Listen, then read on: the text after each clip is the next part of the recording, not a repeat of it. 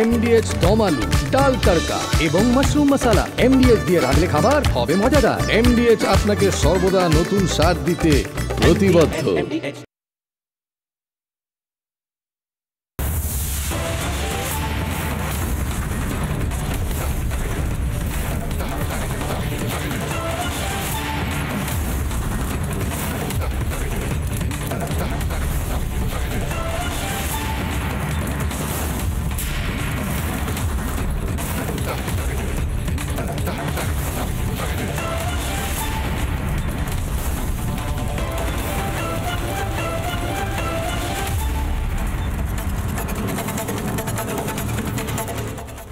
নমস্কার, জগৎ চায় বাংলার এই বিশেষ সপ্তাহান্তের এপিসোডে আমি ময়ূক রঞ্জন ঘোষ। একটা জিনিস আপনি আমি সবাই বোধহয় বুঝতে পারছি, মমতা বন্দ্যোপাধ্যায় এই প্রথমবার বোধহয় একটু প্যানিক, ভয় পেয়েছেন রাজনৈতিকভাবে, এবং ভয়টা পাওয়াটাই স্বাভাবিক। কারণ আমরা এই বাংলাতে দেখেছি চাকরি হারা শিক্ষক, আমরা এই বাংলাতে যদি চাকরি হারা বিএলও দেখি, বা যারা ইলেকশনের কাজ করেন একদম ব্লক স্তরে, যে ইলেকশনের কাজের সঙ্গে যারা যুক্ত থাকেন, রাজ্য সরকারের কর্মী, যাদেরকে মমতা বন্দ্যোপাধ্যায় হুমকি পর্যন্ত দিলেন যে সরকার কিন্তু থেকে যাবে, ইলেকশন কমিশনের জন্য তোমরা 1 বছর হয়তো কাজ করছো, এবার তাদেরকে পাল্টা চাপ দেওয়া শুরু করলো নির্বাচন কমিশন। আপনারা নিজেরাও জানেন নির্বাচন কমিশন ইতিমধ্যে শোকজ করেছে, ইতিমধ্যে অনেককে ডেকে পাঠিয়েছে, এবং তারা প্রত্যেকেই কিন্তু কর্মী। বিএলও খুব মারাত্মক অভিযোগ তাদের বিরুদ্ধে আসছে, জাল ভোটার, ভুতুরে ভোটার তাদের লিস্টে ঢোকানোর অভিযোগ আসছে, অনেকগুলো অভিযোগ, সেদিকে আমি যাচ্ছি না। কিন্তু 3টে জিনিস কিন্তু এই মুহূর্তে নিঃশব্দ বিপ্লবের মতো নির্বাচন কমিশন করছে, এবং এই নির্বাচন কমিশনকে মমতা বন্দ্যোপাধ্যায় অন্তত আজ অব্দি, এই মুহূর্ত অব্দি, এক অব্দি কন্ট্রোল করতে পারেনি। কেন পারে? প্রথমেই নির্বাচন কমিশন বলে দিয়েছে যে রাজ্যের যে সিইও দপ্তর সেটিকে অটোনোমাস করতে হবে, স্বাধীন করতে হবে। নামে স্বাধীন, কাজে স্বাধীন নয়, এরকম চলবে না। 2, যারা অস্থায়ী কর্মী, সিভিক ভলেন্টিয়ারদেরও হয়তো এরপরে মমতা বন্দ্যোপাধ্যায় কাজে লাগিয়ে দিতেন।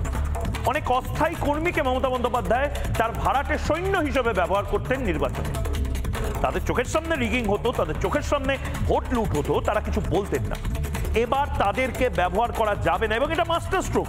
যদি এটা মমতা বন্দ্যোপাধ্যায় টেনশনের কারণ হয়, 3 নম্বরটা আরো বড় টেনশন, যেটা নিয়ে গোটা বাংলা আলোচনা করছে, আমি সেটাকে 3 নম্বরে রাখছি। তা হলো SIR, অর্থাৎ নিবিড়ভাবে ভোটার লিস্ট সংশোধন। এবং এই ভোটার লিস্ট যখন সংশোধন হবে, তখন অনুপ্রবেশকারীদের ভোট সেটা আর তৃণমূলের ঝুলিতে যাবে না, এমনটা একটা ধারণা করছেন রাজনৈতিক মহল।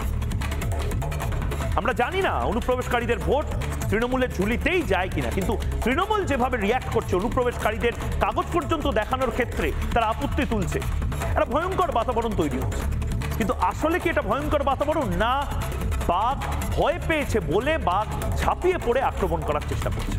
একটা প্রতিবেদন এবং তারপর সরাসরি ডিবেট।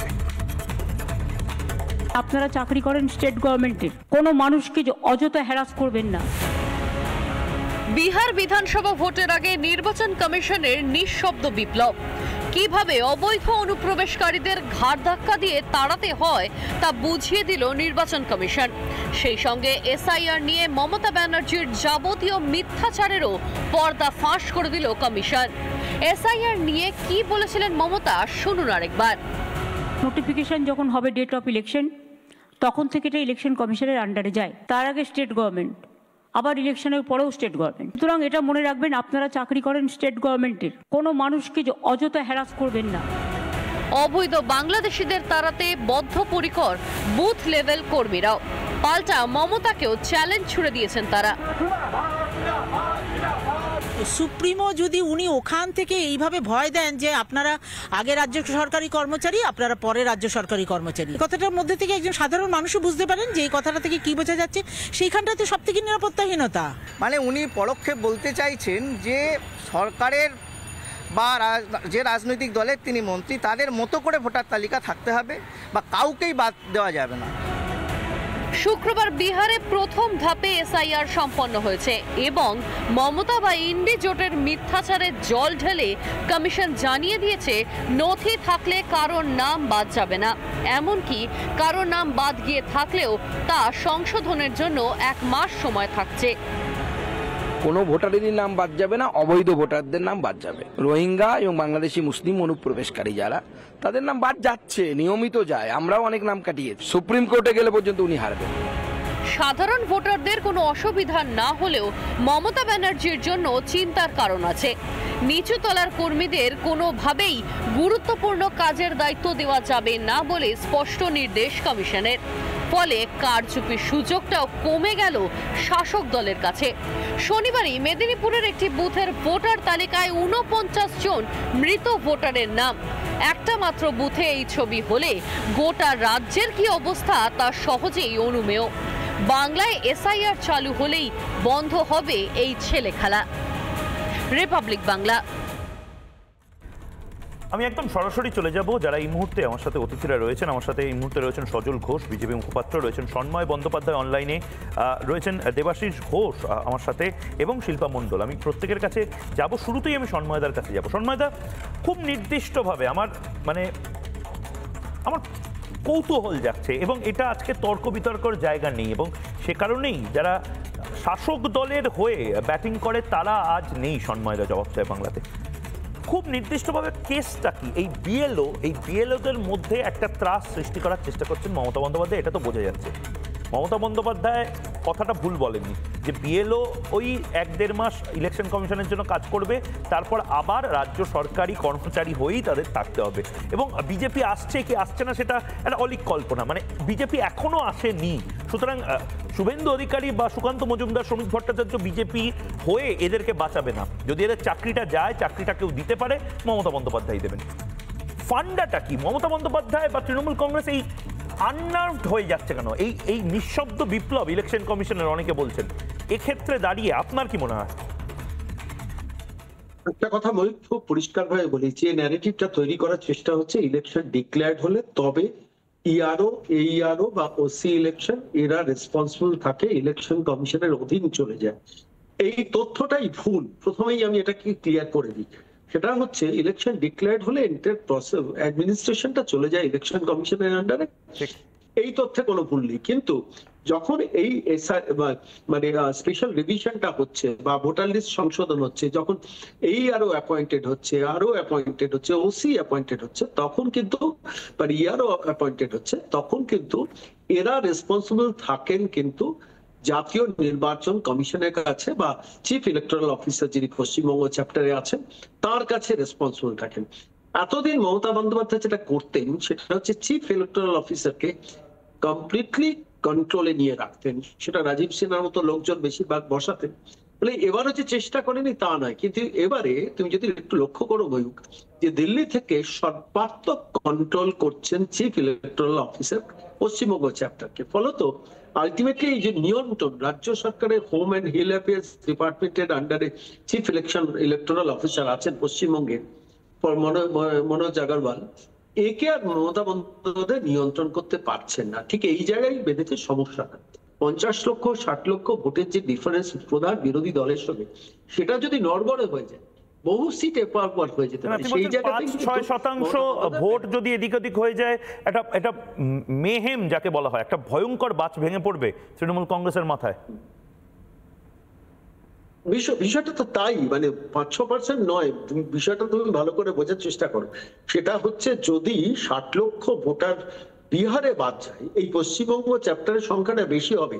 তার কারণটা, লজিকটা আমি বলছি, আমি কোনো অ্যাবসার্ড ফিগারে বিশ্বাস করি না। সেটা হচ্ছে এখানে 7টা সীমান্ত অঞ্চল রয়েছে পশ্চিমবঙ্গ, যেটা বিহারের ক্ষেত্রে নেপাল ছাড়া সেভাবে কিছু নেই। ফলত পশ্চিমবঙ্গ হচ্ছে rehabilitation centre of the Rohingyas, Bangladeshi মুসলিমদের।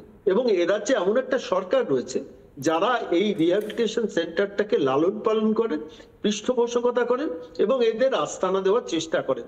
বেশ বেশ সন্ময়দা, আমি ঠিক সেই জায়গা থেকে আমি শিল্পার কাছে এবং বাকিদের কাছে যাব, কিন্তু তার আগে একটি প্রশ্ন এই মুহূর্তে, ময়ূকের প্রশ্ন ফুল ফ্রেমে, যে প্রশ্নটি এই মুহূর্তে আপনাকেও আমি করছি। আপনারও কি মনে হচ্ছে যেন তেন উপায় এসআইআর বা সংশোধনী, ভোটার লিস্টের সংশোধনী, সেটা বন্ধ করতে চাইছেন মমতা বন্দ্যোপাধ্যায়? মমতা বন্দ্যোপাধ্যায় বুঝতে পারছেন নির্বাচন কমিশন একটা নিঃশব্দ বিপ্লব করছে, ভোটে কাজ করা সরকারি কর্মীদেরও চাকরি চলে যেতে পারে যদি চেপে ধরে নির্বাচন কমিশন, এবং বিজেপি যদি লাগাতার অভিযোগগুলো করে। ভোটের কাজে ব্যবহার করা যাবে না তৃণমূলের ভাড়াটে সৈন্য, মমতা বন্দ্যোপাধ্যায় সেটাও বুঝতে পারছেন এবং ঠিক সেই কারণে মমতা বন্দ্যোপাধ্যায় মানে একেবারে গোড়া থেকে গাছটাকে কেটে দিতে চাইছেন। এই এসআইআরটাই যেন। তুমি কি আমাকে জিজ্ঞেস করছো? আমি সম্মানদা এই প্রশ্নটা আপনার কাছে আপনি বলে নিতে পারেন, 30 সেকেন্ড বলে নিতে পারেন। আমি শিল্পার কাছে যাচ্ছিলাম। আমি ছোট্ট করে একটা এডিশন দিয়ে দিই। সম্প্রতি তুমি জানো, তুমি তো খুব বড় মাপের সাংবাদিক, তোমাদের চ্যানেলে কোনোদিন দেখিয়েছো না, জাস্ট 30 সেকেন্ড, তার বেশি সময় দেবো না। তুমি কি কোনোদিন জেনেছিলে যে তোমার অফিস থেকে 60 থেকে 70 কিলোমিটার দূরে গোসাবা বলে একটা জায়গায় 6 মাসের মধ্যে সেখানে 4000 3500 বার্থ সার্টিফিকেট ইস্যুড হয়েছিল? কোনোদিন তুমি জেনেছিলে? ঠিক। কখন জানা গেল? হাইকোর্টে যখন মামলা হয়েছে তখন বাংলার মানুষ জানতে পারে। ফলে পঞ্চায়েতগুলোতে মমতা বন্দ্যোপাধ্যায় কি করে রেখেছেন সেটা তিনিই জানেন, সেই জন্য তিনি ঘাবড়াচ্ছেন। বেশ বেশ শিল্পা, খুব তুমি রাস্তাঘাটে বিভিন্ন জায়গাতে একটা জিনিস হয়তো দেখতে পাচ্ছ যে মমতা বন্দ্যোপাধ্যায় বা তার দল কিন্তু মানে একদম ছেলে মানুষই যাকে বলে, একদম বাচ্চাদের মতন মিথ্যা কথা এবার বলছেন। মানে একটা রাজনৈতিক দল, তারা প্রথমে বলল যে এই কুকুরের নামে শংসাপত্র। আমি তো ভেবেছিলাম যে কোনো পোর্টাল বা ওই ফ্যাক্ট চেকিং ওয়েবসাইট এটাকে ফ্যাক্ট চেক করবে। আমি দেখলাম ভারতের নির্বাচন কমিশন ফ্যাক্ট চেক করে বললো যে না, এরকম কোনো ঘটনা আমাদের কাছে অন্তত জানা নেই। হয়তো পশ্চিমবঙ্গে হয়ে থাকতে পারে, বিহারে নেই। মমতা বন্দ্যোপাধ্যায় একটা বাচ্চাকে নিয়ে মিথ্যা কথা বললেন, সেই বাচ্চাটার জন্য গোটা দিল্লি তোলপাড় হয়ে গেল, 3টে টিম তৈরি হলো, তারপর ডেপুটি কমিশনার লেভেলের একজন অফিসার কথা বললেন। মানে কোথাও মনে হচ্ছে এই প্রথম, মানে 21-এও তোমরা হয়তো একটু আবেগে বেশি বলে ফেলেছিলে যে এবার শেষ, কিন্তু 26-এ কোথাও মনে হচ্ছে যে মমতা বন্দ্যোপাধ্যায়ের দল নিজে থেকে একটু মানে ওই গুঁড়ো হচ্ছে। দেখো ময়ূকদা, মমতা ব্যানার্জি তো ভয় পেয়েছেন, আর মমতা ব্যানার্জি এত মিথ্যা কথা বলছেন, এত মিথ্যে প্রতিশ্রুতি দিয়ে আসছে, আমরা দেখেছি। সেখানে দেখেছি কিভাবে 21শে জুলাইয়ের মানে মঞ্চ থেকে কিভাবে হাত পা ছড়িয়ে ছিটিয়ে কিভাবে বিদ্রোহ করে বলছে, এবং সেখানে রোহিঙ্গাদেরকে মানে ইনডাইরেক্টলি বলছেন। আমি সেদিনও বলেছিলাম, উনি বারংবার কিন্তু ইনডাইরেক্টলি বলছেন যে উনি রোহিঙ্গাদের পাশে আছেন, রোহিঙ্গাদের ভোটটা দরকার, যারা আজকে পশ্চিমবঙ্গের সাধারণ মানুষ। কারণ উনি এই বাংলাভাষী হিন্দু এবং বাংলাদেশি যেসব রোহিঙ্গা আছে তাদের মধ্যে মিলিয়ে মিশে উনি বাংলাদেশি রোহিঙ্গাদেরকে এখানে আশ্রয় দিয়ে কোথাও উনি চেষ্টা করছেন যে এই বাংলাভাষী হিন্দুদেরকে না বাংলা থেকে তাড়িয়ে দেওয়ার যে চিন্তা ভাবনা, যাবেন কোথায় তারা তাড়িয়ে দেওয়ার তো চেষ্টা করছেন মমতা ব্যানার্জি। কারণ মমতা ব্যানার্জি তো ভোটটা রোহিঙ্গা থেকেই, রোহিঙ্গাদের ভোটটার জন্য মমতা ব্যানার্জি এত মানে নোংরামো করছে, এতই করছে। কারণ আমরা দেখেছি কিভাবে সন্দেশখালীর একটা ব্লকে, 1 নম্বর ব্লকে, সেখানে কিভাবে ভুয়ো ভোটার পাওয়া গেছে। আজকে দেখেছি আপনাদের চ্যানেলে, যেখানে দেখেছে বহরমপুরে, সেখানে কিভাবে 34 বুথে কিভাবে 34টা ভুয়ো ভোটার পাওয়া গেছে, তার মৃত্যু। আজকে যখন দিল্লিতে, মুম্বাই, যখন যারা আছে পরিযায়ী শ্রমিক যারা আছে তারা কিন্তু ভালো আছে, আপনার চ্যানেলে সেটা দেখিয়েছে, তারা আজকে বলছে তারা ভালো আছে। আজকে বাংলায় তারা জোর করে মমতা ব্যানার্জি বলছে বাংলায় নিয়ে আসবে, বাংলায় নিয়ে এসে মমতা ব্যানার্জি কোথায় চাকরি দেবে? আজকে বাংলায় কাজ আছে, আজকে চাকরি প্রার্থীরা রাস্তায় বসে আছে। না এইটা আমি দেবাশিস দা এবং সজলদার কাছেও আসবো। এটা একটা অদ্ভুত জিনিস মমতা বন্দ্যোপাধ্যায় শুরু করছেন। মমতা বন্দ্যোপাধ্যায় যেন ওই সুপিরিয়র বেঙ্গলি এবং আপনি ইনফিরিয়র বেঙ্গলি। মানে মমতা বন্দ্যোপাধ্যায় বা তৃণমূল কংগ্রেস আগে সংখ্যালঘুদের সমস্ত দায় দায়িত্ব নিয়ে ফেলেছেন, মানে কার্যত জমিদারি। এখন গোটা বাঙালি সমাজের দায় দায়িত্ব। তিনি বলছেন যে বাঙালিরা নাকি ভালো নেই, তিনি বলছেন যে দিল্লি থেকে নাকি ঘাট ধরে বাঙালিদেরকে বের করে দেওয়া হচ্ছে বাংলা বলার জন্য। এদিকে দিল্লির বাঙালি যারা, আমার প্রচুর বন্ধু বান্ধব যারা গুরগাঁওয়ের প্রতিটি অফিসে একটা করে বাঙালি না 100টা করে বাঙালি পাওয়া যাবে, তারা হাসাহাসি করছেন এবার যে মমতা বন্দ্যোপাধ্যায় নিজের পলিটিক্সটা কলকাতায়। আমি ফোন করে বহু বাঙালি বন্ধু বান্ধব আছে, তাদেরকে বললাম এটা যে একটা বাইট দে। ওরা বলছে ভাই আমরা ভালো চাকরি করছি, ভালো ফ্ল্যাট কিনেছি, এখন কাজকর্ম করছি, আমরা এই সার্কাসের মধ্যে আমাদেরকে রাখিস না, আমরা ওই একবার করে ভোট দিই, আর ভোটটা হয়তো অনেকে দেয়ও না, এটা খারাপ।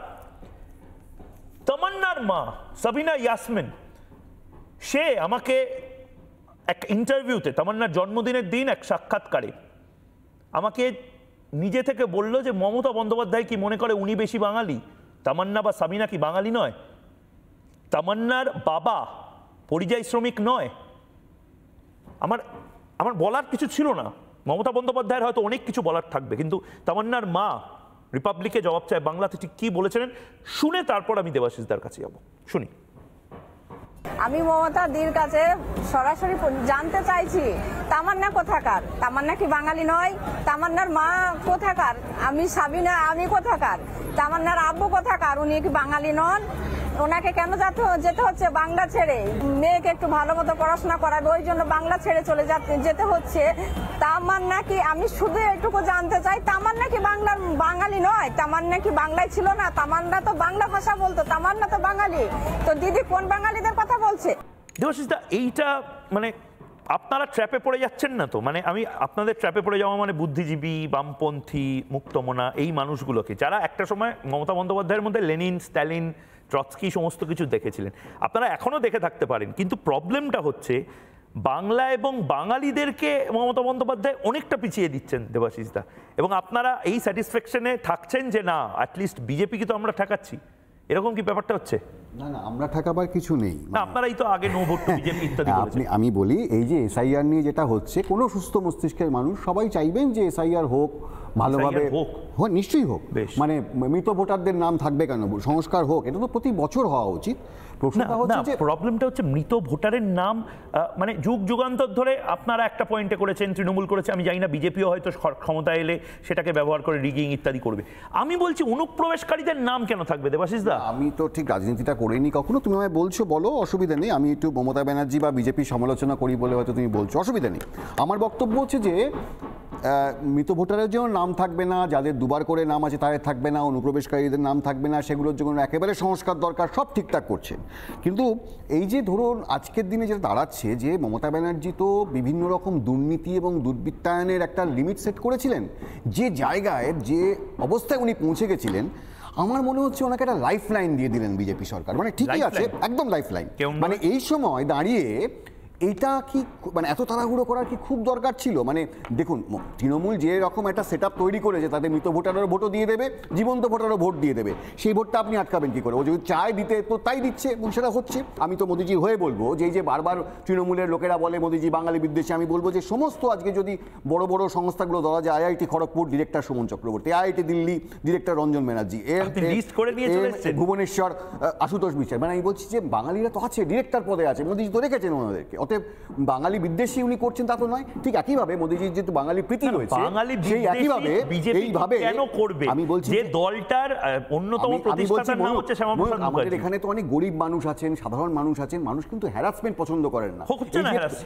এই যে পেপারের নামে বারবার হ্যারাস যদি হতে থাকে, তাহলে দেখবেন আবার নো ভোট টু বিজেপির মতো এই যে বেরিয়ে গেছে, আমরা কাগজ দেখাবো না, বিভিন্ন বলছে না, আমি বলছি যে মানুষ হ্যারাসমেন্ট চায় না। এবার এই হ্যারাসমেন্ট করলে কি হবে? মানুষ বিজেপির বিরুদ্ধে চলে যাবে এবং তৃণমূলকে যে যারা অপছন্দ করতো তারা আবার তৃণমূলের দিকে ফিরে আসবে। আমি এটাই বলার চেষ্টা করছি, বিজেপি যে একটা 12 সিট ফিট পেয়েছিল লোকসভায়, ওটা তো আরো কমে যাবে। মানে এই যে জায়গাটা তৃণমূলকে আটকাতে গেলে আমি বলছি দুটো অপশন, একটা হচ্ছে এসআইআর নিয়ে কথা বলা, আর একটা হচ্ছে তৃণমূলকে উৎখাত করা। তৃণমূলকে উৎখাত করতে হলে বিজেপিকে যে লাইনে যেতে হবে সেই লাইনটা বোধহয় এটা নয়, তাহলে কিন্তু ভুল হয়ে যাবে। কোন লাইনে? সিপিএম এর মতন লাইনে, যেখানে বলবে আমরা তৃণমূলকেও হারাবো, আমরা বিজেপিকেও হারাবো। এদিকে তোমাকে বাটন টিপতে হবে একটা জায়গাতে, কোন জায়গায় টিপবে সেটা তুমি বলছো না। বিজেপি কেন বিজেপিকে হারাতে বলবে? বিজেপি তো চাইবে বিজেপিকে জেতাতে। কিন্তু এখন আমি যেটা এখন বিজেপি করছে সেটা তো তৃণমূল জিতে যাবে। তুমি খুব ঠান্ডা মাথায় ভাবো না, আমি তোমার এটাকে রেকর্ডিং হচ্ছে, তুমি ভোটের পর মিলিয়ে নিও আমি কি বলছি। মানে মানুষ তো খেপে যাচ্ছে, যদি মানুষকে যদি সেইভাবে রিপ্রেজেন্ট না করা হয়, মানুষ তো খেপে যাবে যে বিজেপি আমাকে হ্যারাস করছে, বিজেপিকে হ্যারাস করছে, ভোটটা তো তৃণমূলের দিকে যাবে। আমি একটা কথা বলো, গণতান্ত্রিক জায়গায় ভোট কাটুয়া বলে কি শব্দ হয়? আমার যদি আজকে মনে হয় আমি রাজনীতি করব, আমি তোমার বিরুদ্ধে দাঁড়াবো, আমি দাঁড়ালেই ভোট কাটুয়া হয়ে যাবো? আমি চেষ্টা করবো না। হতেই পারে, যদি লড়াইটা হয় হচ্ছে বাঁচার লড়াই। আপনারাই তো বলেন কে বাঁচাবে, কে কাকে বাঁচাবে, মানে কে কাকে বাঁচাবে? পশ্চিমবঙ্গের মানুষকে আপনারা চান, তার মানে বকলমে আমরা তো কখনোই চাই না, মানুষ তো কখনোই চায় না, সাধারণ মানুষ কখনোই চায় না। সাধারণ মানুষ চায় তৃণমূলকে সরিয়ে দিতে, কিন্তু আমরা বারবার দেখছি। আমি এক সেকেন্ড বলে নিই, এক সেকেন্ড। দুর্নীতিতে যখন আষ্টে পৃষ্ঠে বেঁধে গেছে দলটা, যখন সিবিআই থেকে শুরু করে বিভিন্ন জায়গায় ফেসে গেছে, তখন ওকে বাঁচিয়ে দেওয়া হলো। এটা তুমি দেখতে পাচ্ছ না? তুমি চোখে থলি পড়ে আছো নাকি? তুমি দেখো, এটা তো ঘটনা। আজকে এই সময় এসে এসআইআর করলে বারবার মানুষ বিজেপির এগেইনস্টে চলে যাবে। আমরা তো চাইছিলাম না। আপনারা পথে নামবেন না মমতা বন্দ্যোপাধ্যায় মিথ্যা কথা বলছেন বলে। আমি তো সাধারণ মানুষ হিসেবে সবসময় বলছি অন্য সময় আমি এটা বুঝতে পারি না, এটা আমি সজলদার কাছে যাবো, কিন্তু তার আগে বললাম যে প্যালেস্টাইন নিয়ে কিছু হলে এই যে রাশিয়াতে ভূমিকম্প হলো, আমার ধারণা রাশিয়ার জন্য ত্রাণ তহবিল আপনারা শুরু করবেন হয়তো, স্ট্যালিনের মূর্তিটার কিছু হয়ে গেল কিনা, লেনিনের মূর্তিটার কিছু হয়ে গেল কিনা, বামপন্থীরা করবেন, আপনারা অরাজনৈতিক। কিন্তু বাংলাতে এত বড় ঘটনা ঘটছে, মমতা বন্দ্যোপাধ্যায় একজন মুখ্যমন্ত্রী, আমি পিসিআর কে বলবো আমরা কাগজ দেখাবো না, এটা অরাজনৈতিক। মমতা বন্দ্যোপাধ্যায় আরে কাগজ তো দেখাতেই হবে, প্রচুর লোক কাগজ তো দেখাতেই হবে এই জায়গাটা। আরে জোর করে না, মানুষকে বুঝিয়ে, মানুষকে হ্যারাস না করে। আমাকে একটা কথা বলুন, এয়ারপোর্টে আপনারা কাগজ দেখা, এই যে পরিযায়ী শ্রমিকদের কথা একদম দেখাবে লোকে, তাহলে এয়ারপোর্টে যদি আপনি মানুষকে যদি বোঝানো হয়, মানুষ কেন দেখাবে না? আচ্ছা, অনেক গরিব মানুষ আছে, সাধারণ মানুষ আছে। হোটেল রুম বুক করার সময় এই যে সেলিব্রিটি যারা বলছেন আমরা কাগজ দেখাবো না, তারা 5 স্টার হোটেলে যাওয়ার সময় রুম বুক করার সময় তো কাগজটা নিশ্চয়ই দেখান, বেসিক ওই কাগজটাই দেখান না দাদা। আমি একবার মমতা বন্দ্যোপাধ্যায় একদম সরাসরি, এটা আমার বলতে, আমি সাংবাদিক জীবনে কোনোদিন কোনো মুখ্যমন্ত্রী মমতা বন্দ্যোপাধ্যায়ের মতন মুখ্যমন্ত্রী এই স্ট্রেচারের, তিনি মিথ্যা কথা বলছেন, এটা প্রশ্নচিহ্ন না দিয়ে, এক্সক্লামেশন না দিয়ে, ফুল স্টপ স্টেটমেন্ট হিসেবে আমি সাংবাদিক হিসেবে 3 বার ভেবেছি, কিন্তু তারপর আমি বাধ্য হচ্ছি এটা বলতে যে মমতা বন্দ্যোপাধ্যায় মিথ্যা কথা বলছেন। কি কি মিথ্যা কথা বলছেন বা বলেছেন শুনি। গুজরাট, মহারাষ্ট্র, রাজস্থান, উত্তরপ্রদেশ, ওড়িশা এবং দিল্লি শাসিত ডাবল ইঞ্জিন সরকার, মানে যেগুলো বিজেপির সরকার আছে, যারা কাজ করতে গেছেন দীর্ঘ 20 বছর ধরে, 25 বছর ধরে, তাদের রেশন কার্ড আছে, তাদের আধার কার্ড আছে, তাদের জমির পাট্টা আছে, কিন্তু তা সত্ত্বেও জোর করে তাদের ডিটেনশন ক্যাম্পে আটকে রাখা হচ্ছে এবং তাদের থানায় থানায় নিয়ে গিয়ে ঘোরানো হচ্ছে। এবং এর পাশাপাশি মমতা বন্দ্যোপাধ্যায় যে মিথ্যা কথা বলেছেন, আবারও বলছি, ফ্যাক্ট চেক করা, তথ্য প্রমাণ সহ বাংলা নয় গোটা পৃথিবীর মানুষের সামনে তুলে ধরলেন সোশ্যাল মিডিয়াতে দিল্লি পুলিশ, মহারাষ্ট্র পুলিশ এবং নির্বাচন কমিশন। দিল্লি পুলিশ কি বলল, দিল্লি পুলিশ কি নিয়ে বলল, একবার ছোট্ট করে বলে দিই। একটি বাচ্চার ভিডিও একজন ব্যক্তি, ধরে নিলাম তার বাবা, সে তুলে সে চিৎকার করে বলতে শুরু করলো যে দেখো পুলিশ কিভাবে আমাদেরকে মেরেছে, আমার বউকে মেরেছে, আমার এই দুধের শিশুকে মেরেছে, কান ফাটিয়ে দিয়েছে, ইত্যাদি ইত্যাদি। ভয়ঙ্কর বাইকটা, ভয়ঙ্কর ভিডিওটা। এবং তারপর গোটা দেশ থেকে নিন্দার ঝড় উঠলো যে দিল্লি পুলিশ এটা কি করছেন আপনারা। বিজেপির বহু লোক তারা নড়ে গেছিল, তারা পর্যন্ত টেলিফোন করে খোঁজ খবর নিতে শুরু করলো। তারপর দিল্লি পুলিশ তারাও কমিশনার লেভেল থেকে 3টে টিম ইনভেস্টিগেট করলো, সিসিটিভি বের করলো, করে দেখলো যে এরকম কোনো ঘটনাই ঘটেনি, কল্পনা প্রসূত। মমতা বন্দ্যোপাধ্যায় কিছু লোককে ফিট করে এই ঘটনাটা ঘটিয়েছিলেন, আমি জানি না এখন টাকা পয়সার হিসেব ছিল কিনা। মমতা বন্দ্যোপাধ্যায়ের দাবি আর দিল্লি পুলিশের পাল্টা, দেখি। যে পরিযায়ী শ্রমিক ভাইয়ের, বাঙালি শ্রমিক ভাই রবীন্দ্রনাথের ভাষায় কথা বলেন, বাংলায় কথা বলেন, বাংলার মানুষ, বাদুড়িয়ার মানুষ, আমাদের উত্তর 24 পরগনার, কাজের জন্য মহারাষ্ট্রে ছিলেন, তাকে খুঁজে পাওয়া যাচ্ছিল না। আজকে বস্তার মধ্যে তার টুকরো টুকরো মৃতদেহ পাওয়া গেছে, এবং পাওয়া গেছে কোথায়? সেই বস্তাটা তার বাড়ির কাছে পাওয়া গেছে।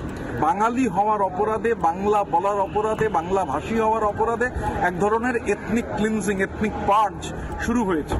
फातिमा अबूकर मंडल, उन्होंने हमको फिरियाद दे, कंप्लेंट किए। उसके पति जो 2 दिन से मिसिंग थे, शिवरी थे, पड़ोस वाले, उन्होंने उनको 2 दिन से पहले गायब किया और उसको मर्डर किया, ऐसी मालूमात मिली थी। उसको एक बोरे में एक साइड में उसके डाला था। वो मालूमात मिलने के बाद वो पुलिस वहाँ गई और वो बरामद बॉडी मिल गई, तो उसके ऊपर गुना दाखिल किया, एक आरोपी के ताबे मिल गए।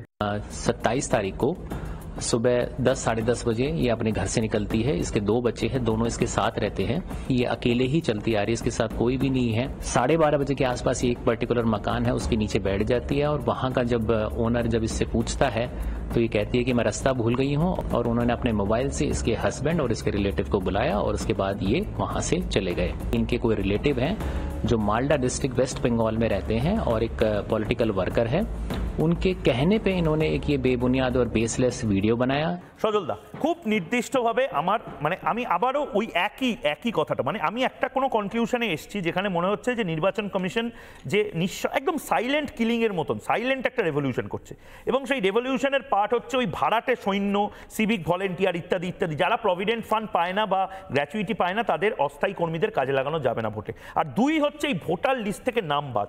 এবং সে কারণে মমতা বন্দ্যোপাধ্যায় বা তৃণমূলের মাথা ঘুরে গেছে যে একটা বড় শতাংশ ভোট যদি সত্যি চলে যায়। আমি প্রথম দুটো জিনিস কন্ডেম করব ময়ূক তোমাকে। এক হচ্ছে তুমি শুরু করেছো টিএমসিকে রাজনৈতিক দল বলে। তোমার এই অধিকার নেই রাজনৈতিক দলগুলোকে এইভাবে অসম্মান করার। টিএমসি কোনো রাজনৈতিক দল নয়, একটা গোষ্ঠী হতে পারে, একটা গ্যাং হতে পারে, বাট কোনো রাজনৈতিক দল নয়। আর বলছি ফ্যাক্ট চেকের কথা বলেছো, ফ্যাক্ট চেক তো তোমরাও করো না। ফ্যাক্ট চেক যেমন মমতা ব্যানার্জিও করে না, ফ্যাক্ট চেক আমি হয়তো রিপাবলিক বাংলাকে বলছি না, আমি জানি না রিপাবলিক বাংলা গত 3 দিন ধরে এই ধরনের কটা কেস দেখিয়েছে। আমি বলছি পার্থপ্রতিম রায় প্রথম ঢপবাজ, তার একটা ভিডিও সারা দেশে হুড়মুড়িয়ে চললো, কিমার মারছে পুলিশ। সন্ধে হলো, সেখানে বিতর্ক সবাই আমি দেখলাম, তার মধ্যেই খবর এলো যে পার্থপ্রতিম রায় নিজেও হাফিস হয়ে গেছে, মানে তার ফেসবুক থেকে তুলে দিয়েছে। এবং তারাও পরে হয়তো খুব ধীরে সুস্থে অল্প অল্প করে তারা বলে দিল যে এটা আমরা পার্থপ্রতিম রায়ের ভিডিও থেকে নিয়েছি, তলায় দেখিয়েছি। মানুষ কিন্তু ওই কন্ডিশন অ্যাপ্লাইড শব্দগুলো দেখে না, মানুষ কিন্তু বিজ্ঞাপনটা দেখে। মিউচুয়াল ফান্ড ইনভেস্টমেন্টের সাবজেক্ট আমি বলছি তারপরের দিন ঋতব্রত বলল একটা পরিযায়ী শ্রমিক, সে শুধু বাংলা বলতো, তাকে তুলে নিয়ে গেছে, কুচি কুচি করে কেটে বস্তায় পাওয়া গেছে। সন্ধ্যের মধ্যে ধরা পড়লো তার বউ অন্য কারোর সাথে প্রেম করছিল, স্বামী প্রেমিক এবং তার বউ মিলে স্বামীকে কুচি কুচি করে কেটেছে, হয়ে গেল। তারপরের দিন এলো মমতা ব্যানার্জির টুইট, মানে বোমবাস্ত্র। সেই চিত্রনাট্য দেখেই বোঝা যাচ্ছিল যাকে মেরেছে সে নাকি হেসে যাচ্ছে। বলছে ঘরে, আর তোমরা দেখাবে অডিওটা শুদ্ধ, বলছে ঘরে কোনো কাপড়া রাখিনি, অথচ থরে থরে কাপড় সাজানো করে। মমতা ব্যানার্জি এই ধরনের নিম্নমানের ভিডিও ছাড়েন কি করে? আমি বলছি ওনার মাথা কি কাজ করে না? দেখো, তুমি বললে যে আজকে তুমি তৃণমূলের কাউকে ডাকুনি, কে বলছে ডাকুনি? দেবাশিস দা তো কম্বো, তৃণমূল এবং সিপিএম এর কম্বো হিসেবে তিনি কন্টিনিউয়াস বলে গেলেন। বিরাট হ্যারাসমেন্ট হবে না? হবে তো, বিরাট হ্যারাসমেন্ট হবে তো। আমি আপনাকে প্রশ্ন করি, দাঁড়ান, তাহলে বলছেন কেন? বলছেন কেন? আমি আপনার সময় বলিনি, আপনার বাবা আপনাকে বলেছিলেন 2002 সালে যখন এর আগে এসআইআর হয়েছিল, তখন আপনার বাবা হ্যারাসড হয়েছিলেন? তখনও একই কাগজ চাওয়া হয়েছিল, কেউ হ্যারাসড হয়নি। দেবাশিস দারও নাম ছিল না, নাম ছিল, তখন ছোট ছিল হয়তো দেবাশিস দা। আমি বলছি আপনি আমাকে উত্তর দিন যে আপনি বলছেন বিহারে এত নাম বাদ গেছে, ওই বিহারে 56 লাখ লোকের নাম বাদ গেছে বলে শুনেছি। 56টা লোক তাদের মধ্যে থেকে নিয়ে এসে দাঁড় করা সিপিএম বা তৃণমূল যৌথ উদ্যোগে, যে 56 জন এই ব্যক্তির নাম বাদ গেছে, তাহলে বুঝতে পারবো। সেটা দেখাতে পারছে না। আরে 56টা লোক কেউ এসে দাবি করতে পারবে না তার ভোট, তার কারণ তারা পৃথিবীতেই বেশিরভাগ নেই বা বিহারে নেই। আমি বলি, আপনার কথা শুনতে শুনতে আমার লালু প্রসাদের একটা ভীষণ উক্তি দেখবেন ইউটিউবে ভীষণ ভাইরাল, বুদ্ধিজীবী, বুদ্ধি নেই হ্যাঁ মগর বুদ্ধি সে জিতা হ্যাঁ। এই হচ্ছে আপনাদের অবস্থা। স্পেশাল রিভিশন শব্দটার মধ্যেই আপনি প্রত্যেক বছর হওয়া যায় না, এই জিনিসটা বুঝতে হবে। আর ভারতবর্ষে আপনি যখনই করুন না কেন, প্রতি 1-1.5 বছরের মধ্যে কোনো না কোনো স্টেটে আপনি পাবেন একটা নির্বাচন। তাহলে হবে কখন? এখনো নির্বাচন 8-10 মাস দেরি আছে। বিহারের ক্ষেত্রে বরঞ্চ বলতে পারতেন কথা, বিহারের মানুষরা এটা নিয়ে বলছে না, বিহারের হয়ে কাঁদছে বাঙালি, আর তারা বাংলা ভাষার আন্দোলন করছে। আমি আপনাকে কতগুলো কথা বলছি যে সিঙ্গুর নন্দীগ্রামের জন্য বিজেপির ক্ষমা চাওয়া উচিত। আচ্ছা, সিঙ্গুর নন্দীগ্রামের জন্য আপনাদের ক্ষমা চাওয়া উচিত নয়? আমি আপনাকে জিজ্ঞাসা করছি, এই যে বিজেপি অক্সিজেন দিয়ে দিল মমতাকে, এই সব যে বলে ভোটটাকে কাটার চেষ্টা, আপ্রাণ চেষ্টা করে যাচ্ছেন আপনারা। আমি আপনাকে বলি, সিঙ্গুর নন্দীগ্রামের জন্য আপনাদের ক্ষমা চাওয়া উচিত না? একটা হাইওয়ে বন্ধ করে একজন 14 দিন ধরে বসে রইলেন, তাকে পুলিশ দিয়ে তুলে দেওয়ার বদলে তাকে পুলিশ দিয়ে নিরাপত্তা দিয়েছিলেন। ক্ষমা চাওয়া উচিত নয়? যিনি বিধানসভা ভেঙেছিলেন, আমি একবার বিধানসভায় ঢুকে পড়েছিলাম একটা অ্যাজিটেশন করতে, আমাকে তৎকালীন স্পিকার এই হাসিম আব্দুল হালিম আমাকে 3 দিনের জেল পাঠিয়েছিলেন। আর ওই হাসিম আব্দুল হালিম যে বিধানসভা ভেঙে তছনছ করে দিয়েছিল, সেটাকে তাদের তো জেল তো পাঠায়নি, উল্টে প্রদর্শনী করেছিল। আপনি বলুন, আপনারা কি বলতে চান? আপনারা বলছেন, আমি গৌতম দেব বলেছিলেন যে কন্টেম্পট অফ কোর্ট তো দেবেন, লিখে রাখুন। হ্যারাসমেন্টের কথা বলছেন, নোটবন্দির সময় বলেছিলেন, নোটবন্দির সময়ও বলেছিলেন 16 সালের ডিসেম্বর মাসে সম্ভবত নোটবন্দি হয়েছিল, 16 সালের ডিসেম্বর মাসে সম্ভবত নোটবন্দি হয়েছিল, আর আমি আপনাকে বলছি 19 সালের ভোটের রেজাল্ট আপনারা পেয়েছিলেন। 19 সালের ভোটের রেজাল্ট পেয়েছিলেন। মানুষ হ্যারাসমেন্ট নয়, মানুষ জানে যে কোনো কিছু পেতে গেলে আরে ভগবানের কাছে যখন চান তখনও উপোস করতে হয়। আর দেশের কাছে চাইবো অথচ আমি কিছুই দেব না দেশকে, শুধু পাবো, এ হয় নাকি? দেশকে দেব কি আমার বিষটা আর আমার কার্বন ডাই অক্সাইড, এটা হয় না দাদা। আমি আপনাকে বলছি এই যে আপনারা বলছেন যে SIR হোক এই হোক, অথচ এখন না হোক তো ভোটের সময় হবে না তো কখন হবে? তারা তাড়াহুড়ো করেন, একদম ধীরে সুস্থে মিটিং করে একটা তথ্য কারেক্ট করে দিই, তথ্য একটা কারেক্ট করে। আচ্ছা, সেটা হচ্ছে এই যে আপনি বলছেন না যে ভোটার লিস্ট সংশোধন হয় না, প্রতি বছর ভোটার লিস্ট সংশোধন প্রত্যেক দিন হয়, আমি বলছি প্রত্যেক দিন হয়, কারণ আপনি আপনার মৃত বাবার সার্টিফিকেট নিয়ে যে কোনো দিন যেতে পারেন, প্রত্যেক দিন ভোটার লিস্টে নাম তুলতে যেতে পারেন। প্রশ্নটা সেটা নয়, SIRটা এতদিন অন্তর। আমি বলছি, আমি আপনাকে বলি যে না, সেটা অন্য আবার দেখা শুরু হচ্ছে। কি বলছেন আপনি? কিন্তু আমার ডাইভার্ট করছেন, আপনার পলিটিক্সটা দেখুন, আপনার পলিটিক্যাল ন্যারেটিভটা দেখুন। আমি আপনার কোনো উত্তেজনা নেই, আমার কোনো উত্তেজনা নেই, বিশ্বাস করুন। আপনি এতদিন রাজনীতি করছেন, একটাও কথা আমি শেষ করে নি, সময় আছে, অনেক আছে। আমি বলছি যে তুমি বলছিলে বাঙালি হিন্দুরা যাবে কোথায়? আরে ভাই, যে তারায় সে কখনো চিন্তা করে না যাকে তাড়াচ্ছি সে কোথায় যাবে।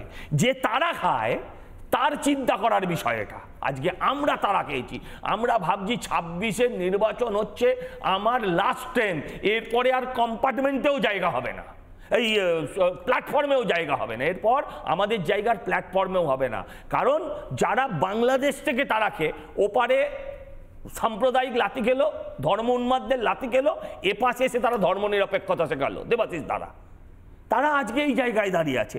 আমি বলছি রোহিঙ্গা, দেখুন আমি একটা কথা বলবো, রোহিঙ্গা মমতা ব্যানার্জি কখনো বলছে 17 লক্ষ, কখনো নিজে মুখে বলছে 35 লক্ষ। আচ্ছা ধরে নিচ্ছি মমতার মুখের কোনো ঠিক নেই, আমি ওটা বাদ দিচ্ছি। আমি বলছি রোহিঙ্গা এমন একটা জাত, আপনি বলছিলেন না যে এখানকার যারা আদি মুসলিম তাদের কি অবস্থা হবে, আমি আপনাকে বুঝিয়ে বলছি, রোহিঙ্গাকে বাংলাদেশ নেয়নি, রোহিঙ্গাকে তার দেশ বার্মা নেয়নি। আমি আপনাকে বলছি রোহিঙ্গা এমন একটা জনগোষ্ঠী, এটা কোনো জাতি না, এটা জনগোষ্ঠী, এরা এমন একটা জনগোষ্ঠী, এদের মধ্যে কাউকে আপনি গ্র্যাজুয়েট দেখাতে পারবেন না, এদের মধ্যে কাউকে দেখাতে পারবেন না সরকারি চাকরি করে, এদের মধ্যে কাউকে দেখাতে পারবেন না যে 1 কোটি টাকা 2 কোটি টাকার একটা ব্যবসা করে শিল্পপতি, কিচ্ছু দেখাতে পারবেন না। এটা শাহজাহান শিল্পপতি হয়েছে, শাহজাহানের ছেলে বিলেতে পড়ছে, এগুলো পারবেন, কিন্তু রোহিঙ্গাদের আপনি দেখাতে পারবেন না। পুরো জনগোষ্ঠীটা হচ্ছে ছিনে কেড়ে মেরে লুটে খাবার একটা জনগোষ্ঠী। আমি বলছি যে এরা যদি আসে এরা কোনো ধর্ম চিনবে না, এরা চিনবে আমায় কেড়ে খেতে হবে, এরা জানবে আমায় মেরে খেতে হবে। তাই আমি আপনাকে বলছি যে আমার ভালোটা আমাকে বুঝতে হবে, আমাকে যারা তাড়াতে আসছে তাদের তাড়াবো না নিজের দেশ ছাড়বো, এইটা আসতে হবে জায়গায়। এখানে কোনো তাড়াহুড়োর ব্যাপার নেই, আপনার হাতে এখনো 6-7 মাস আছে, নিজের মনকে জিজ্ঞাসা করুন, আপনার পরবর্তী প্রজন্মকে জিজ্ঞাসা করুন। বলছে আপনি যে বলছিলেন যে বিহারের কথা, আমি বলছি যে এরপরে যে বিহারে কাদের সরকার, অমুক জায়গায় কাদের সরকার, আর কয়েকদিনের মধ্যে তো সারা ভারতেই বিজেপির সরকার হবে। আপনি যাবেনটা কোথায়? সারা ভারতেই বিজেপির সরকার হবে, যেখানেই হবে বলে বিজেপি শাসিত রাজ্যে। কিন্তু আপনারা কেউ এটা বলছেন না যে তামিলনাড়ুতেও একই জিনিস চলছে। আপনারা বামপন্থীরা বলে জানেন, আপনারা কেমন, আপনি কি ধরনের বাম জানি না, কারণ আলট্রা আছে, সফট আছে, লেফট আছে, অনেক কিছু বাম আছে। আমি আপনাকে বলছি এই কি ক্লিন কেরালা আজ বামপন্থীরা তো করছে, আপনি আমাকে উত্তর দিন তারা ক্লিন কেরালা কেন করছে? ওখানে তারা মনে করছে এই অনুপ্রবেশটা দেশের জন্য বিপজ্জনক, এই অনুপ্রবেশটা জাতির জন্য বিপজ্জনক। ওখানে তো সব মুসলিম, মানে 80% তো ওখানে মুসলিম হবে, কেরালায় তো মেজরিটি মুসলিম। আপনি বলুন তাহলে তারা ক্লিন কেরালা করছে কেন? তারা করছে, তারা না প্রশ্নই করছে, উত্তর দিতে দিচ্ছি না, উত্তরটা সময় মতো দেবেন। তো আমার আর দেখুন এর থেকে বেশি বলার কিছু নেই, কারণ আপনার মাইন্ড সেট আপ হচ্ছে কি, না মাইন্ড সেট আপ হচ্ছে যে আপনি কোনোভাবে জিরো কখনো 147 হতে পারে না, জিরো কখনো 147 হতে পারে না, খাতা খুলতে পারে, হ্যাঁ, কিন্তু আপনাদের এই কারণে এই যে 50-50 খেলা, এই 50-50 খেলায়, হ্যাঁ এখন আবার 20-20 যত সময় আসছে তত বেশি খেলতে হবে। তো এই 50-50 বা 20-20 খেলায় আপনাদের যেটা মুশকিল হচ্ছে, আপনারা ভোট কেটে নিজের নাক তো কাটছেন, আমার বলছেন আমার ল্যাংটার নেই বাটপাড়ের ভয়, কিন্তু আপনারা সর্বনাশ করছেন পশ্চিমবঙ্গে। বামপন্থীদের একটা বড় গুণ, 25 বছর আগে যেটা বলে যে ভুলতে পারি বাবার নাম, ভুলবো না কো ভিয়েতনাম, 25 বছর বাদে বলে ভুল হয়ে গেছিল। যে সাম্রাজ্যবাদী কংগ্রেসের বিরুদ্ধে সারা জীবন লড়েছেন, আজকে তার হাত ধরছেন। আমরা দল পাল্টেছি লোকে বলে, কিন্তু সিপিএম কতবার দল পাল্টেছে কখনো ভেবেছেন? সিপিএম কতবার দল পাল্টেছে? রাজনীতিটা আপনি আমার থেকে অনেক ভালো বোঝেন, অনেক ভালো করেন। আপনি আমাকে হয়তো এখানে বসে উত্তর দিতে পারবেন না, নিজের মনকে প্রশ্ন করবেন, রাজনীতি যেটুকু বুঝেছেন। আজকে মমতা ব্যানার্জি যেরকম কোণঠাসা অবস্থায় ছিল দুর্নীতি ইস্যু নিয়ে, সেই ইস্যুটাকে আপনারা ঘুরিয়ে দিলেন এসআইআর করে। এক নম্বর শেষ করে দিন, আপনি বলবেন, আমার উত্তর দেবেন। এবারে এটাকে আপনি যদি রাজনীতি বোঝেন তাহলে এটা বুঝবেন যে এতে আপনার লাভ হলো না মমতা ব্যানার্জির লাভ হলো। এবার যেমন ধরুন আপনি এতগুলো কথা বলছেন, আপনি কি নিজের জায়গাটা যেখান থেকে দাঁড়াবেন বা দাঁড়াবেন না আমি জানি না, সেই জায়গাটা সার্ভে করে দেখেছেন? যেমন শুভেন্দু অধিকারী আজ করছে, সেই শুভেন্দু অধিকারীকে কোথায় সাপোর্ট করছে কেন্দ্রীয় নেতৃত্ব? মানে আমি কিন্তু বামের হয়ে কথা বলতে এখানে আসিনি, আমি পশ্চিমবঙ্গ মানুষের হয়ে কথা বলতে। এরকম একটা দলকে সরে যদি অন্য কোনো যে কোনো দল আসুক সে ভালো করবে এটা আমি বিশ্বাস করি, কিন্তু এরকম অন্যায় করতে পারবে না। কিন্তু এতে তো আলটিমেটলি মমতা ব্যানার্জির হাত শক্ত করে দিচ্ছেন আপনার কেন্দ্রীয় নেতৃত্ব। এটা আমি বারবার বোঝাতে চেষ্টা করছি। আপনি যে বলছেন না, আপনি আমাকে বলছেন তো, আপনার কথা আমি বুঝেছি। মানুষ খেপে যাচ্ছে, মানুষকে তো আপনাদের তো সেই প্রচার যন্ত্র নেই।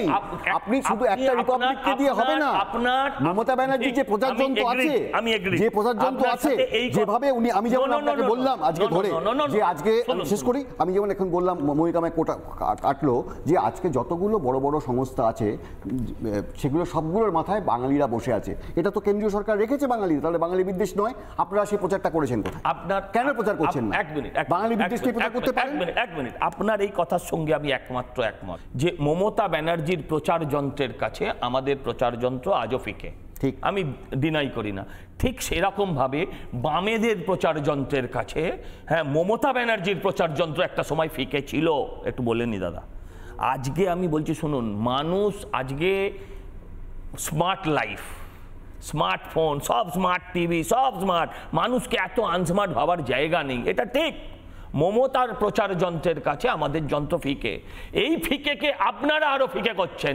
আমি আপনাকে বলি যে আপনি বললেন যে জীবিত মৃত ভোটারের ভোট তো তুমি কেটে দিচ্ছ, জীবিত ভোটারের ভোট তুমি কেমন করে আটকাবে, যেটা ওরা দখল করে দেয়। ঠিক যেভাবে 2011 সালে আপনাদের সরিয়ে মমতা ব্যানার্জি এসেছিলেন, যেভাবে সেইভাবেই ব্যবস্থা হচ্ছে। শুনুন, আপনাকে একটা জিনিস মাথায় রাখতে হবে, এই যে আপনারা তো ভোট করেছেন ছোটবেলা থেকে, আমি বলছি সিপিএম এর স্টাইল ছিল যেটা মমতা ধরে নিয়েছে। দেখো, আমরা রাস্তায় মাঠে ভোট করি তো, সকাল 7টায় প্রথম কাজ হচ্ছে বুথে এজেন্ট বসে ঢোকার আগে চমকে চামকে প্রথম কাজ হচ্ছে 50টা করে এই ডেড লেফট ভোটার এর ভোটটা মেরে দাও। তাহলে মৃত ভোটার, হ্যাঁ, ডেড বা লেফট বা চলে গেছে বা মারা গেছে, আমরা ডি লিখতাম ভোটার লিস্টে, আর এল লিখতাম। এল লেফট হচ্ছে যেটা 27 লাখ না কত বিহারে, আর ডি হচ্ছে যেটা 20 লাখ বা 22 লাখ। এইটা হচ্ছে ডেড আর লেফট ভোটার। এই ডেড আর লেফট ভোটার আমার কাছে যা রেজিস্টার আছে সেটা 50টা টুকে দাও, আগে মেরে দাও। কেন মেরে দাও? 50টা, এটা সিপিএম স্টাইল ছিল। এই আপনি ধরুন একটা বিধানসভায় 250 বুথ আছে, যেই 250 বুথে তুমি 50টা করে ভোট মেরে দিলে তোমার 25,000 মার্জিন হয়ে গেল।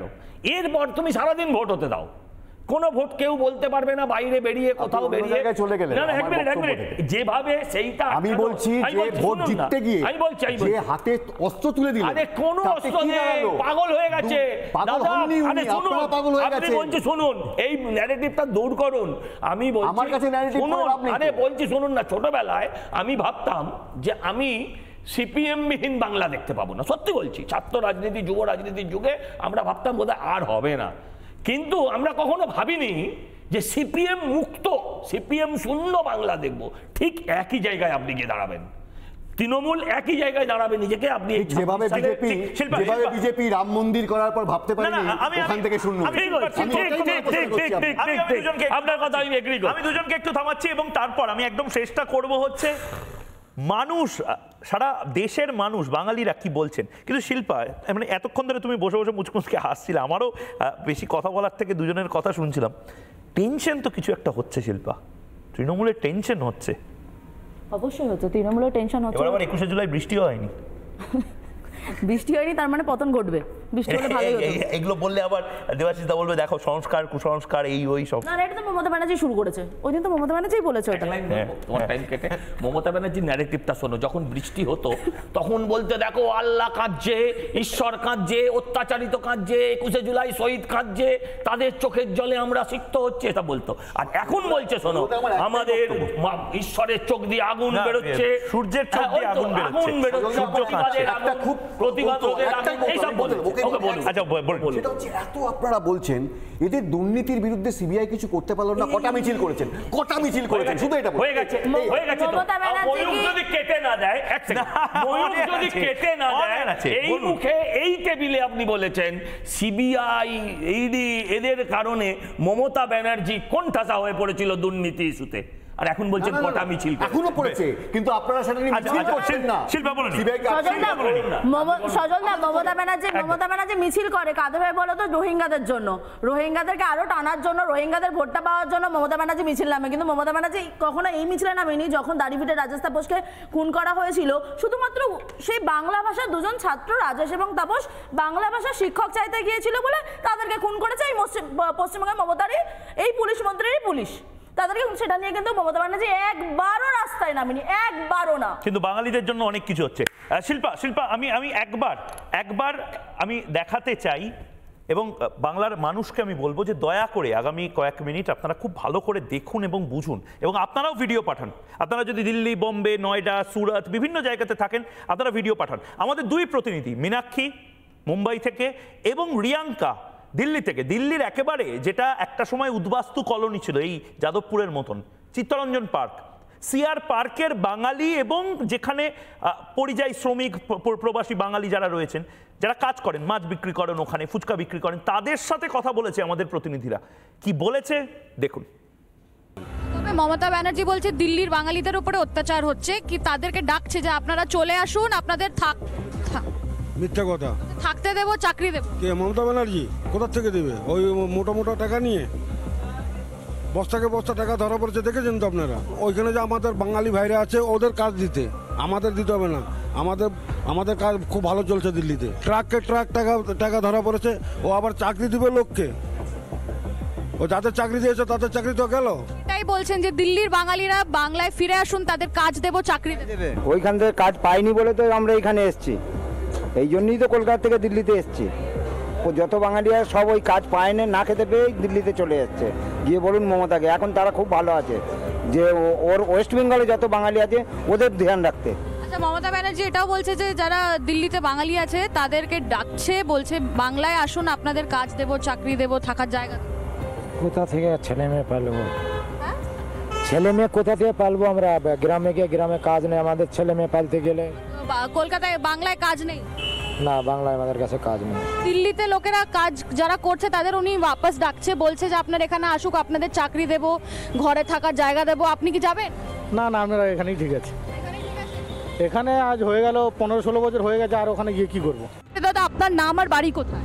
আমার নাম আসবাউল শেখ, বাড়ি হচ্ছে মালদা ডিস্ট্রিক্ট। কত বছর ধরে আছেন মুম্বাইয়ে? এখানে আমার হয়ে গেল 3 বছর। 3 বছর ধরে আছেন, তা 3 বছর ধরে কোনো রকমের কোনো অত্যাচার হয়েছে আপনাদের উপর? না, এখানে কোনো অত্যাচার হয়নি, কোনো অত্যাচার নেই। এখানে কাজ করছেন, খাচ্ছেন, দাচ্ছেন, ভালো আছেন? হ্যাঁ, সব ঠিক আছে। কোনো অসুবিধায় পড়তে হয়েছে? না না, আমি কোনোদিন অসুবিধায় পড়িনি, আর এখানে কেউ অসুবিধা পারিনি, কোনো শ্রমিকের অসুবিধাতে পারিনি এখানে। শুনি এবার মহিলারা অত্যাচারিত হচ্ছেন কিনা মুম্বাইতে। আপনার নাম, কত বছর ধরে আছেন? আমি 3 বছর ধরে আছি। আমার নাম লতা সরকার, বাড়ি চাকদা। আমি জানতে চাইবো যে কোনোভাবে কোনো রকম কোনো অত্যাচার হয়েছে আপনাদের উপর? না না, এখানে কোনো অত্যাচার নেই, ভালোভাবেই আছি আমরা। দাদা আপনার নাম? সঞ্জিত বিশ্বাস। আপনি কোথা থেকে আসছেন? কুচবিহার। আপনারা তো এখানে পরিযায়ী শ্রমিক হিসেবে কাজ করছেন, এই বিল্ডিং তৈরি হচ্ছে, কাজ করছেন, আমি দেখছি। আপনারা ওপর কি কোনো অত্যাচার হচ্ছে? না, কোনো অত্যাচার নেই এখানে। স্পষ্টতই ফ্যাক্ট চেক করলো রিপাবলিক বাংলা এবং জানলো পরিযায়ী শ্রমিকদের কাছ থেকে ডিরেক্টলি যে তারা কেমন আছেন, কত বছর ধরে রয়েছেন। স্পষ্টত তারা জানালেন কোনো রকমের কোনো অত্যাচারের তারা শিকার হননি। দেবাশিস দা, আমার সময় একেবারে শেষ, আমি 1 মিনিট করে দুজনকে দেবো। দেবাশিস দা, যে প্রতিবেদনগুলো দেখছেন আপনারও নিশ্চয়ই, মানে আমি জানি না কেন এগুলো বলছেন, আপনারও নিশ্চয়ই বিজনেস পার্টনার, আপনার ফ্রেন্ড, বন্ধু বান্ধব, আত্মীয়, তারা নিশ্চয়ই সারা দেশে আছে। তারা কি বাংলা বলার জন্য কি তাদেরকে বের করে দিচ্ছে নাকি? একেবারে নয়। তাহলে এই ন্যারেটিভটা তৃণমূল কংগ্রেস বলছে আপনারা খাচ্ছেন? না, আমি তো যেখানে যেখানে বলার একই রকম ভাবে প্রতিবাদ করছি। আমি আপনাকে একটু আগে বলেছিলাম যে সরকারের যে সমস্ত বড় বড় সংস্থা, IIT থেকে শুরু করে গরিব মানুষের কথাও বলছি, জিওলজিক্যাল সার্ভে অফ ইন্ডিয়া থেকে সমস্ত জায়গায় বাঙালি আছে। ওখানে যে বাঙালিরা যায় তারা তো এখানে সেবায় কাজ পাচ্ছে না বলে ওখানে যাচ্ছে, ভালো আছে এবং ভালোভাবে কাজ করছে। এটা একটা প্রচার করার জন্য প্রচার করছে। ওর কাছে আর প্রচার করার এই মুহূর্তে তৃণমূলের কাছে কিছু নেই।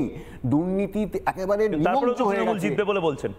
সেটা তো জিতবে কেন? তার কারণ বিরোধিতা নেই। আজকে আমি সজলদাকে বারবার যেটা বলার চেষ্টা করছে না, সংগঠনটা কোথায়? দেখুন, আজকে আমি জানি, আমি দায়িত্ব নিয়ে বলছি, ওরা এই যে ভোটার লিস্টের কথা ওরা বললো, ওরা ভোটার লিস্টের কাজটা শুরু করে দিয়েছে 6 মাস আগে থেকে, এবং পিকের যে টিম আছে সেই টিম সমস্ত কাজ করছে ব্লকে ব্লকে, বিভিন্ন ওয়ার্ডে ওয়ার্ডে। সেই কাজটা না সিপিএম করতে পারছে না বিজেপি করতে পারছে, বা বিজেপি কেন করতে পারছে না আমি জানি না, কিন্তু করতে পারছে না। তার ফলে সেই যে ভোট জিততে গেলে সংগঠনটাকে জোরালো করতে হবে, এটা সজলদা আমার থেকে অনেক ভালো জানেন। সেটা যতক্ষণ না হবে ততক্ষণ ভোটাধিকার যাবে না। আমি আপনি যাইছেন আমি বলি, সংগঠন 77 সালে আপনার ছিল, 30% বুথে এজেন্ট দিতে পেরেছিলেন, 70% পারেননি, ক্ষমতা এসেছিলেন। মমতার যদি সংগঠনের জোর থাকতো তাহলে মমতা সবাইকে, ওই বাংলা কংগ্রেস, নব কংগ্রেস, হ্যাঁ, বিজেপিকে প্যাসিভভাবে সবাই, সিপিআই, আরএসপি, সবাইকে জোটবদ্ধভাবে নির্বাচনে আসতেন না। সবাই সংগঠিত হয়েছে আফটার ভোট। আর পিকেট টিম এখন আর নেই। বলছি পিকেট টিম নেই, মাইন্ড সেটআপটা পুরনো হয়ে গেছে। তো আমি বলছি শুনুন, সংগঠন, আমি বলছি শুনুন, মানুষ, আপনি ভেবেছিলেন দিল্লিতে বিজেপির সংগঠন আছে? আপনি তো বলেছিলেন একটাই কথা বলবো, যে সেই সময় মমতা জিতেছিল, আমি 1 মিনিট, মমতা জিতেছিল তখন কিন্তু 1:1 লড়াই হয়েছিল, মমতা ব্যানার্জি সেটা করতে সমর্থ হয়েছিল। সেটা কিন্তু এখন আপনারা পারেননি। আমি এটা বহুবার এখানে বসে বলেছি, আমি এটা বহুবার একই কথা বলেছি, লড়াইটা 1:1। আরে দাদা, ঠিক, আমরা পারিনি বিকজ অফ ইউ, হতে পারে বিকজ অফ ইউ আমরা পারিনি, বিকজ অফ এই বামপন্থীরা যারা এই বাজারে বলে বেড়াবে সেটিং, তাদের আসল সেটিং মমতা ব্যানার্জির সাথে।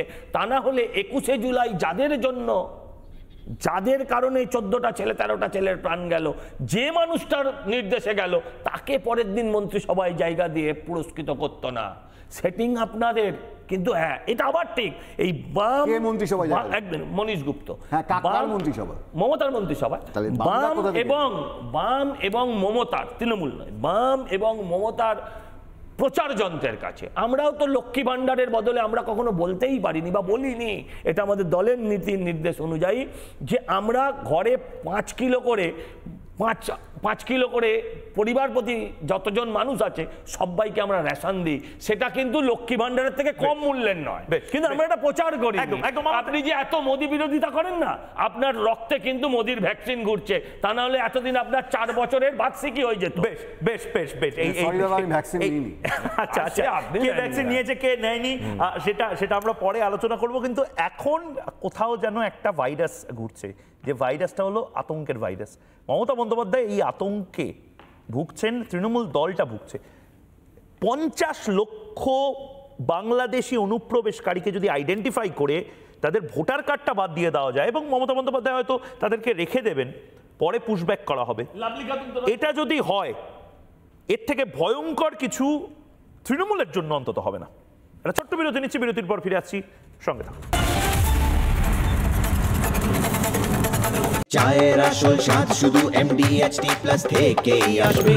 মাথায় দেখো লবঙ্গ এলাচ দিয়ে ভরপুর MDHT+ মশলা।